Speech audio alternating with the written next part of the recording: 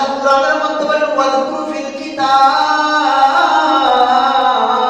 ইদ্রিস ইন্নাহু কানা সিদ্দীকান নাবিয়্যা।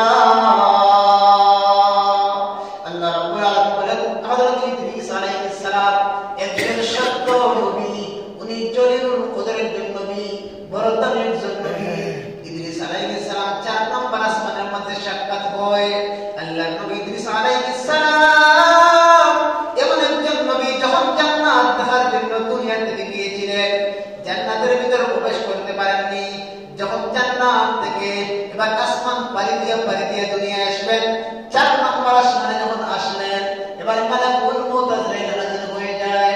ডাকতে কও আল্লাহর নবী আল্লাহর নবী ইদ্রিস, আপনার তো মরণের সময় হয়ে গেছে, আপনার হায়াতের জিন্দেগি শেষ হয়ে গেছে, আপনার রূহ এখন আমি কবজ করব।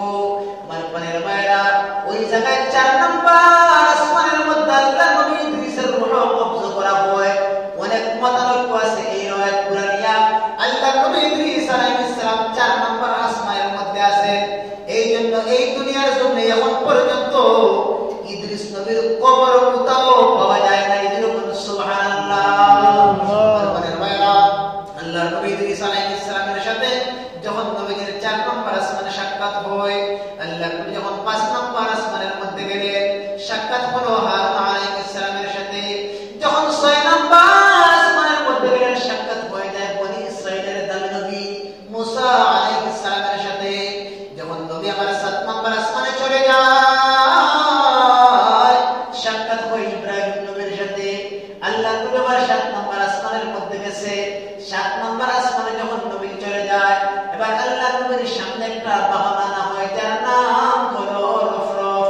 আল্লাহ নবীর রফরফের মাধ্যমে এবার সিদরাতুল মুনতাহার মধ্যে চলে যায়।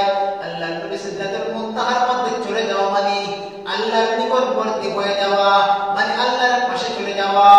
ওই সিদরাতুল মুনতাহা থেকে আল্লাহ নবী বিশ্বনবী উপরের দিকে চলতে লাগলেন। এবার যখন আল্লাহর সাথে দেখা হলো, আবার আল্লাহ ডাক দেখো জিবরাইল,